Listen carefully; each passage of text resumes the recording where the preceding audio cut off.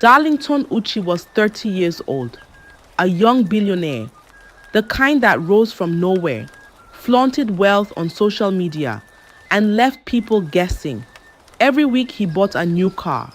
Every month he took a new trip in a private jet. He dressed like royalty and moved like a mystery.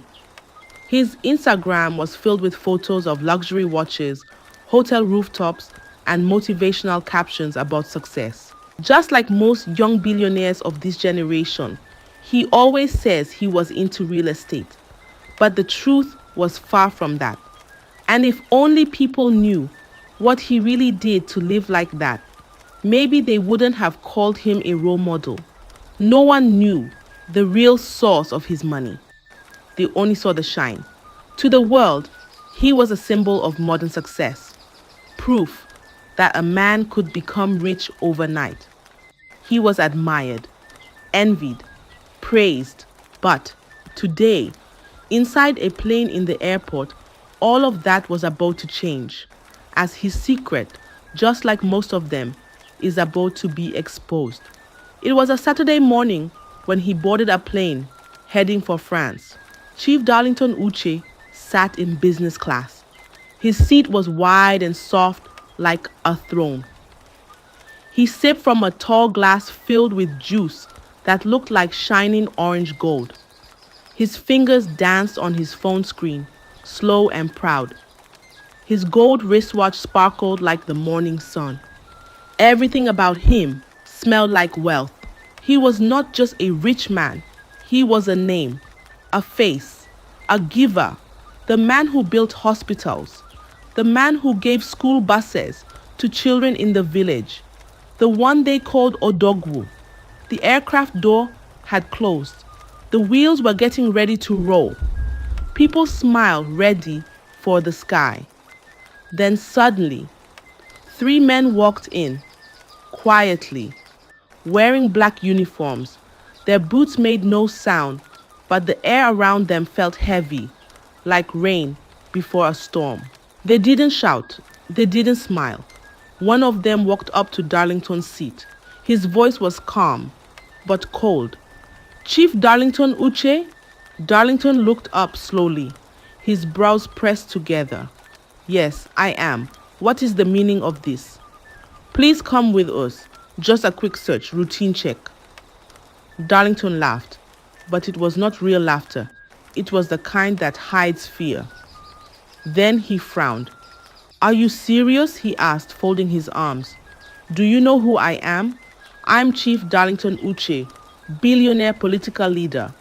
My name is on the manifest. I've already settled your colleagues. Why are you disturbing me? Some passengers turned their heads.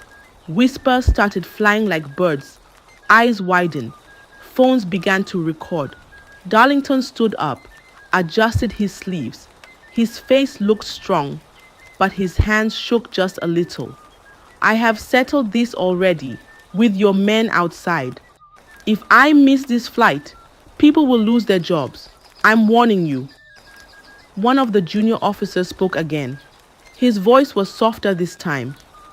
Sir, we are just doing our work, but our boss is here now. He gave the order himself. Darlington turned his head slowly like a lion sniffing danger. Standing just outside the plane door, behind the officers, was a tall man in full command uniform. He didn't smile. He didn't move. His face was stone. His eyes were knives. Darlington saw him, and something broke inside him. The lion in his voice turned to a whisper. He took a deep breath, swallowed hard. His shoulders dropped. He picked up his bag, turned to the officer, and said softly, "Let's go." And just like that, the plane sat still. The passengers watched. The sky waited. Something big was about to happen. Something no one could stop. The eagle had been pulled down from the sky, and it hadn't even taken off. As they stepped off the plane, Darlington leaned closer to one of the junior officers. Listen, I can make you a millionaire. Just pretend like this didn't happen. I'll transfer the money now, straight into your account. The officer didn't blink. Sir, Please cooperate. We received reliable information. The search is necessary. Darlington swallowed hard. He knew what was coming. This wasn't his first trip. For years he had passed through borders like royalty. Never once had he been stopped, never searched, never questioned. But this time was different. He didn't know it yet, but the charm his mother got for him had expired. He had broken the only rule. He had slept with a woman who was on her period and also crossed one more line. So, he was taken to a secluded room in the airport. Cameras were off, doors locked. A senior officer stepped forward with a pair of gloves and calmly opened his bag. At first, there were only clothes, neatly folded shirts, boxers, toiletries. But when they tore open the lining beneath the suitcase, the room froze. Packages, tightly wrapped, heavy, drugs. Darlington went pale. The superior officer didn't say a word. He simply nodded to his men. One of them picked up a phone and sent a signal. Within 10 minutes, the story hit the media. Social media exploded. People were stunned. Was it a mistake? A setup? A witch hunt? But as photos and videos began to circulate, people saw clearly. Darlington, handcuffed, head bowed, surrounded by drug law enforcement officers. The same Darlington who donated school buses to rural areas. The same one who gave motivational speeches to graduates. The one who built a hospital wing in his father's name. It couldn't be, but it was. The truth had arrived, dragging everything into the light. And all this happened due to pressure from his parents. They were never satisfied. Long, long ago, before the flashing lights, before the big houses and the airport shame, Darlington was just a small boy in the village. His voice was soft. His steps were gentle. He always greeted elders. He always sat quietly during family talks. He was the last born, the one people forgot during celebrations. His mother loved money more than sleep. Every time someone came back from the city with a car, her eyes would shine like a mirror facing the sun. His father was like thunder, loud and never smiling. He believed a man who didn't make it before 30 was already dead inside. Don't bring shame into this house, he would say. All your brothers made it early. If you don't rise like them, don't call me your father. And truly, the older brothers were like bright stars. Emeka, the first, was a car dealer. By 25, he already had 2 shops in Lagos. People called him Odogwu Motors. Tochukwu, the second, entered politics early. He wore suits and waved at people from tinted jeeps. By 27, he became the youngest chairman in the state. Ifeanyi, the third, flew abroad and started sending dollars. His mother would spray the notes on the floor and dance with wrapper flying. But Darlington, he went to school. He read books. He held certificates. He came back home with neat clothes and grammar, but no car, no cash, no land. His father looked at the paper in his hand and laughed, like a man watching a child bring firewood during rainfall.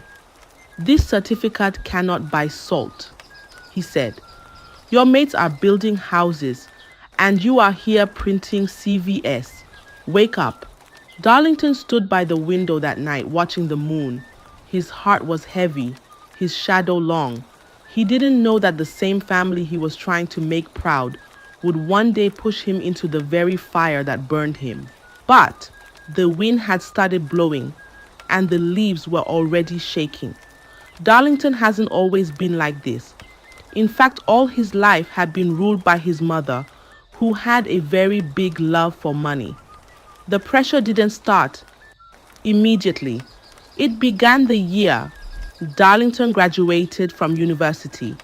That same month, their neighbor's son, Chike, who had dropped out of school at 16 and disappeared into the city, came back to the village and bought his father a car. The day he came back with the car, it stopped in front of his father's old house. The door opened. Chike stepped out. He had gold on his neck, gold on his wrist, sunglasses that hid his eyes, and a smile that carried pride. The children ran to the gate. The men stood with folded arms. The women peeked from their windows. He stepped out, smiled at the crowd, and said, "I'm a businessman now." People clapped. Some shouted. Some women blessed him. He did not even finish school, they whispered. But look at him now. Darlington's father watched everything from their front door. His mouth was open. His chest rose and fell like a man waking from a bad dream. That evening, he called Darlington. "You see that boy?" he began to say. He didn't waste his life chasing books. He brought a car home before 20. You're just carrying certificates up and down. There's nothing in school. Darlington's heart dropped, but he didn't argue. He tried. He got a customer service job at a telecom firm. The pay was modest. After his first month, he bought groceries and sent a small token home. His father opened the envelope and hissed, "What is this? Do you think this can feed a household? Leave that job. It's not for real men." Then he got another job at a microfinance bank. He worked long hours, wore a tie every day. His mother called after 2 months. "Your father says you're wasting your time. Find something meaningful." The third job was at a logistics startup. Fast-paced, urban, low salary, but growth potential. His father didn't even allow him to explain. "Are they paying you more than Cheek's business?" "No." "Then stop deceiving yourself." His mother said, "This is still nothing." No matter what he did, it was not enough. It was like cooking a pot of soup. And every time he added salt, they said it was still tasteless. But he didn't know that soon they would bring someone into his life who would change everything, and not in a good way. One day, Cheek came to the small town again to visit his father.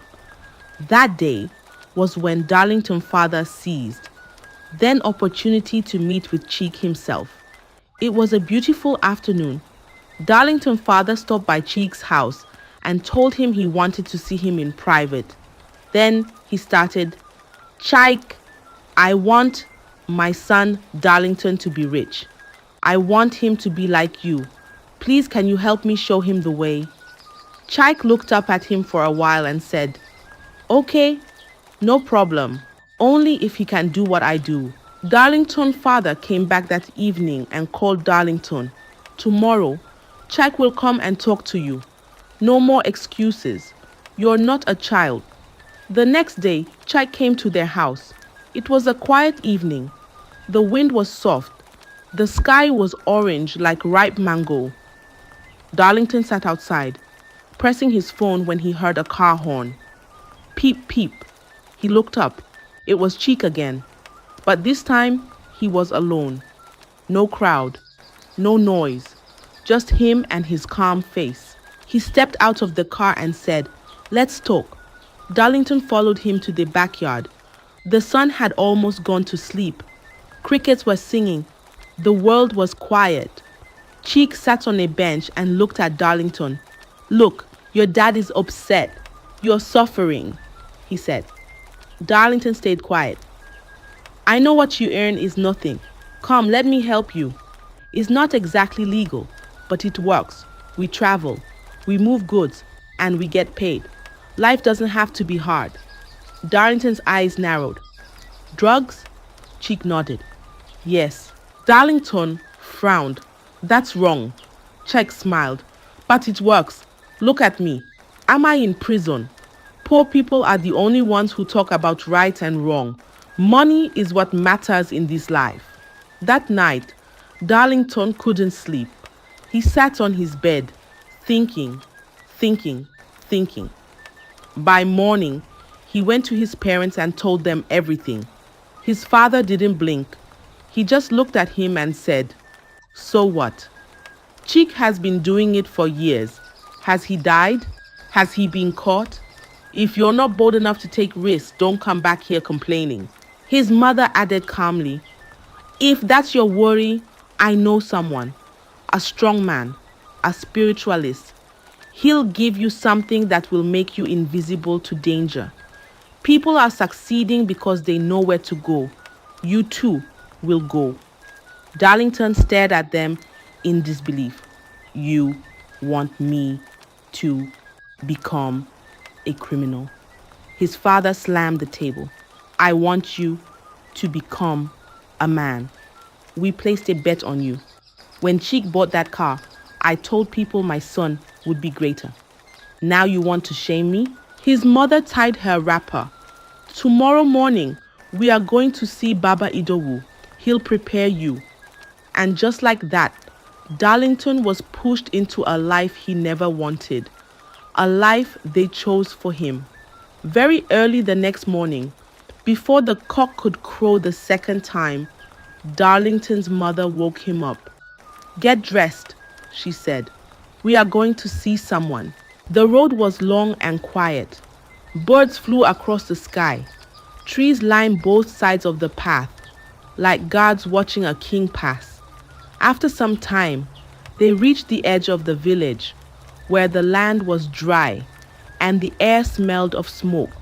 There, under a mango tree, was a small mud house with no windows. Dark, still, strange. They knocked once. A voice said, "Enter." Inside, it was dim like dusk. The air was thick.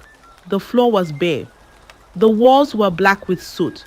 The smell of burnt leaves and bitter roots filled the nose. In the corner sat an old man, cross-legged, his body wrapped in a red cloth. His hair was gray like ashes, and his eyes looked like they had seen too much. His name was Baba Idowu. He didn't greet them. He just stared at Darlington quiet. You want to be safe? He asked. Darlington opened his mouth to answer, but his mother spoke first. Yes, Baba. He must never be caught. Baba nodded slowly. He reached into a wooden box beside him and brought out a red thread, a small gourd, and black powder. He whispered words, old words, words from before Darlington was born.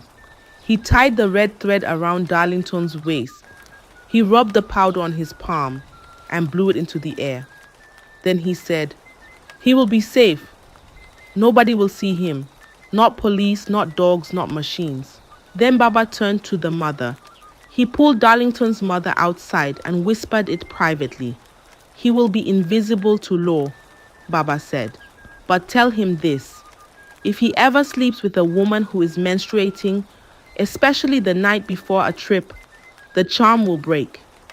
He must never do that." The mother nodded, but she didn't tell Darlington. She only said, "Just behave wisely. Stay away from careless women." Darlington nodded, thinking it was just advice. But the real warning, the real danger was never passed on.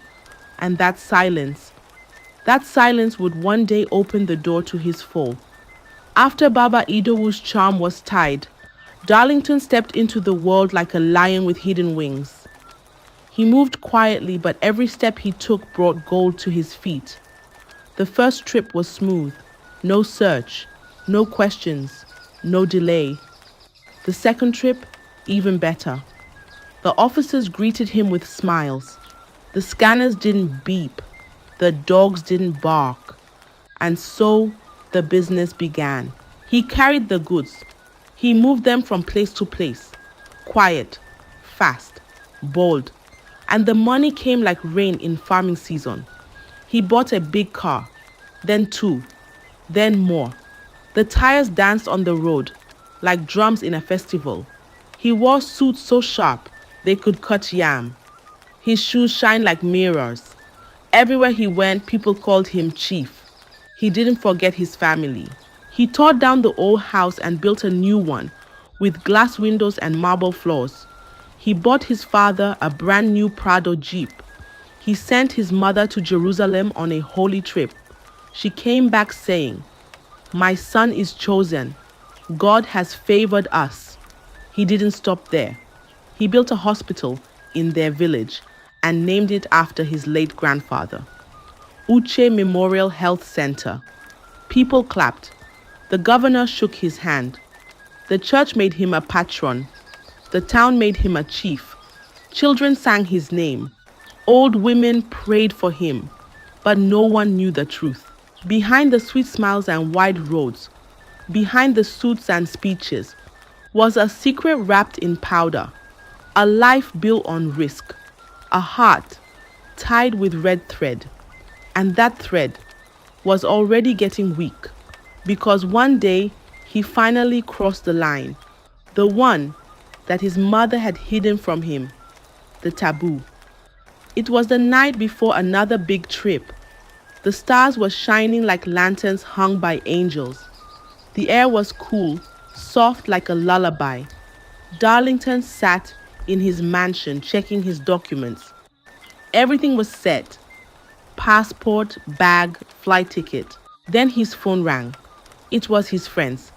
Odogwu, they shouted. Let's go and enjoy tonight. You're always too serious. At first he said no. I have a flight tomorrow, he told them. But they begged and laughed and teased him until he finally agreed. They picked him up in a big car with loud music. They drove to a private club where the lights blinked like fireflies and the music shook the walls. Drinks flowed like rivers. Laughter filled the air. Girls danced like feathers in the wind. Then he saw her. She stood alone near the bar. Her skin glowed. Her eyes were soft. She smiled at him. He walked over. They talked. She laughed at his jokes. Her voice was like honey. She said her name was Adaora. They left together, went to his house. She kissed him slowly, gently, like rain touching dry soil. They didn't talk much. They just did it. That night, his hands touched the very thing Baba had warned against. But Darlington didn't know. She was on her period. He had no clue. He slept like a baby beside her, breathing deep, dreaming of dollars and destinations. But far away, in a small hut, the red thread on his waist began to burn slowly, then turn black. And the charm, it died, just like a candle forgotten in the wind. The next day, the sun rose slowly, painting the sky gold. Birds flew in lines and the air smelled fresh like new beginnings. Darlington woke up early. He yawned, stretched, smiled. The trip was today. He wore his finest suit, deep blue, smooth like water. His shoes clicked on the tiles. His gold chain rested gently on his chest. His perfume followed him like a quiet song. He packed his bag with care, folded shirts, tucked his documents, sprayed his passport with cologne. Everything was ready. He stepped into his black SUV. The driver opened the door like he was welcoming a king. Airport, Darlington said, crossing his legs. The journey was fast. No traffic, no worries, no fear. At the airport, people waved at him. Chief, safe journey. He smiled. He walked through the gates like he owned the sky. He passed the check-in counter. He passed the scanners. He passed the guards. Nobody stopped him, as usual. He entered the plane, found his seat in business class, and sat down like a man whose name could never fall. He sipped juice, crossed his legs, checked his phone. Then it happened. 3 officers stepped into the plane. Quiet, calm, focused. They walked straight to him. Chief Darlington Uche? He looked up slowly, like a man who had seen this moment in a dream. Yes? Please step out. Just a quick search. His smile faded. His fingers tightened around the glass. You again? I already settled your people. Do you know who I am? One of them spoke calmly. You can call anyone you want, but our boss is the one who just arrived. Darlington turned his head. Outside the plane door stood the senior officer, silent, still, watching. Darlington's chest began to pound. He stood up, adjusted his sleeves, stepped out. The crowd stared, phones came out, whispers filled the air. Something had changed. He didn't feel the warmth of the charm. There was no fire on his waist, only emptiness. The shield was gone. The spirits had turned their backs. And now, the lion had walked into the hunter's trap, alone. And that was where and how he was arrested and charged to court, just due to one night of enjoyment. The court was full, journalists, strangers, old friends who came not to help but to watch. Darlington stood in the dock, no suit, no gold, just a plain brown prison cloth, wrinkled, empty. The judge read the words like a hammer hitting stone. Guilty. Everything moved fast after that. They took his houses, the white mansion in the city, the one in the village, even the small flat he bought for his cousin. They took his cars, all of them, the black Jeep, the red sports car, even the one he promised to give his pastor. Then they came for his parents' house, the one he built, the pride of his father, painted blue with a high gate. They locked it, seized it. His parents moved back to the same broken mud house they once left. Cracked walls, leaking roof, no light, no joy. Neighbors stopped greeting them. Church members stopped visiting. No more. Your son is doing well. Now it was only silence, only shame. They sat on wooden benches, looking at the floor, waiting for days that refused to get better. And Darlington? He was no longer the king. He was just a name on TV, a fallen star that crashed without warning. Let me take you to the last chapter. The prison walls were high, thick, gray. Darlington sat on the cold floor, his back against the wall, his food untouched, his eyes empty. Each day, he wrote letters, same words, same pain. To Mama and Papa, he wrote, "You made me this. You pushed me. You broke me. You were not my wings. You were the chains on my feet." He sent them again and again, but no letter came back, not even one. He stopped smiling. He stopped speaking. He just sat. And in his hand he held the red thread. Old now, torn, weak. Once it made him feel powerful. Now it felt like dust. He stared at it for hours. Then he laughed. A small, bitter laugh. The charm that made him strong was the same charm that destroyed him. Outside, the world moved on. People forgot his name. His pictures faded from the news.